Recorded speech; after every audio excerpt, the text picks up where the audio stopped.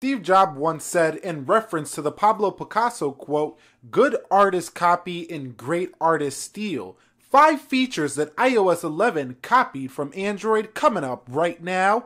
Let's go.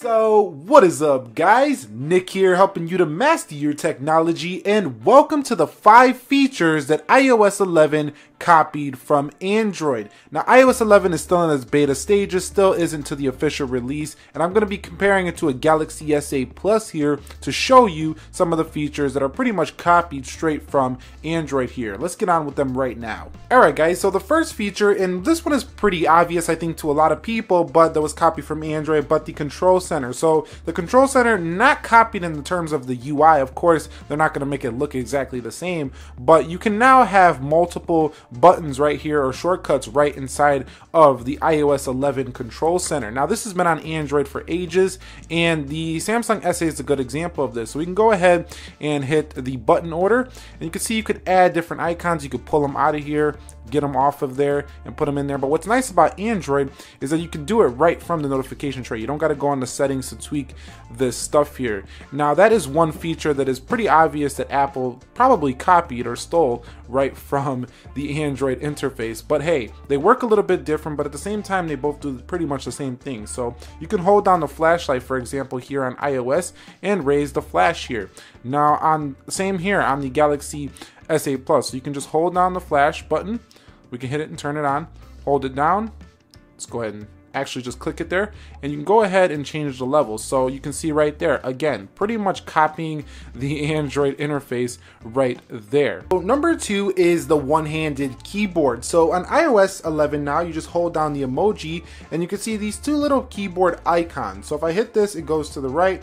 If I hit this arrow, it goes back to the full. And then if I hold this down, it goes to the left. Now, it's a little bit better on the Samsung keyboard because all you have to do is simply the same function to get the keyboard to pop up. But once you do, you can just go left to right here, right from the keyboard, and you never have to go back into the full size until you hit this icon here. But this is a feature that was pretty blatantly stolen in iOS 11 from Android. I mean, Samsung had this last year. They've had this for years actually with the Samsung Galaxy devices, but I think these features do make iOS 11 better. I'm not trying to say they're bad. It's good. It makes your iOS device better in my personal opinion, but definitely this is a feature stolen directly from Android.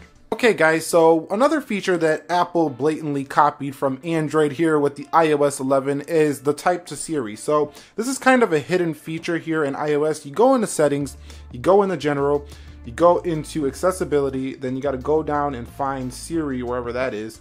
Go to Siri right there. You can see type to Siri. So we can go ahead and turn that on here. And now when we hold down Siri, you can see we have a type to Siri function. This is basically already what was in Google Now already. So you can see Google Now has the type function right there. So this is just, yeah, okay, it cut me off. But you can see the type to Siri is definitely a feature stolen directly from Android. I think this, again, makes the iOS 11 experience better. Not saying it's a bad thing, but definitely a copied feature if you ask me. Now, I think it's going to be enabled by default by the time we get to the public release, but we'll have to see how that goes. But type to Siri was stolen from Android, and that's number 3 on my list. 4th feature stolen from iOS 11 on Android that was already on Android is the screenshot feature. So if you go ahead and take a screenshot here on the S8, let's do the palm screenshot like so. You can see it's going to appear in this little icon here in the right hand corner. Well, it's gone now, but we're on the screenshot here.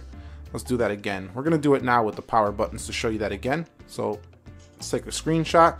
You can see right there you have the ability to draw on it, crop on it, and things like that. You've been able to do this a long time here on Samsung devices. Now if we take a screenshot here on iOS 11, well, okay, let's do that again.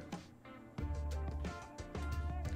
little bit of bugs here on iOS 11. You can see, again, new feature. It looks almost identical to what we've seen here on the Samsung device when we did that. But remember, Samsung already had this, Android phones already had this, but mostly in TouchWiz here for this feature.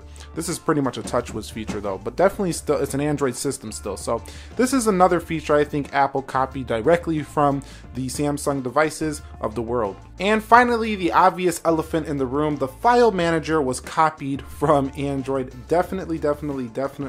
This is not a feature that, you know, I'm complaining about, though. This is definitely a feature I think everybody wanted, is the file manager on iPhone, and it's finally here. But at the same time, I don't think it's still as good as the Android file manager. I'll tell you why. The Android file manager is like a computer. It manages all kinds of files from micro SD cards. You could even manage files on a full-size SD card that goes into a camera through a USB OTG hub. Over here on the iPhone, you could probably do these things through a lightning adapter, but I'm just saying this file manager here on Android is just a little bit more, you know, in-depth. It's more robust. It's just got more features and can handle more peripherals than the iPhone can. This file manager is going to be more of a cloud storage based iPhone and local storage on your iPhone to manage everything on your iPhone. It's still a nice thing to see coming here, but definitely this was a feature that was copied directly from Android to iOS, and you can see we're having bugs here. iOS is just really buggy. You see I'm hitting the home button, nothing's happening there for this iPhone. So definitely buggy here on iOS 11. And a bonus feature that Apple copied from Android, or is basically playing catch up to Android, is the airport maps and business maps. You know, they touted this feature, how you're gonna have maps and be able to see terminals and stuff like that right on your iPhone. Well, you already do that. You're already able to do that in the Google Maps system. Now you can get Google Maps here on your iPhone. I think I have it downloaded on this one. So yeah, you can definitely already get this on your iPhone. But if you're an Apple Maps user, that's playing catch up to Android as well. So these are pretty much 5 features that I think iOS basically stole from Android. I'm not saying it's a bad thing, you know, it's a good thing. We're gonna have a better experience now on our iOS devices in comparison to Android devices. Both are great. I mean, I love Android and Apple. I think they both offer fantastic features.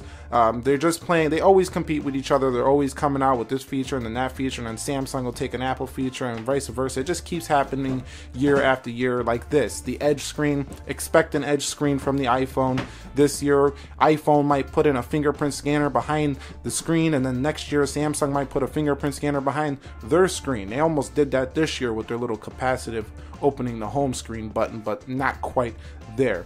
Anyway, Nick here helping you to master your technology. Feedback, comments, concerns, questions down below. I will catch you all in the next one. Hit the like button if you enjoyed it. Subscribe if you loved it. Be sure to be well, and peace.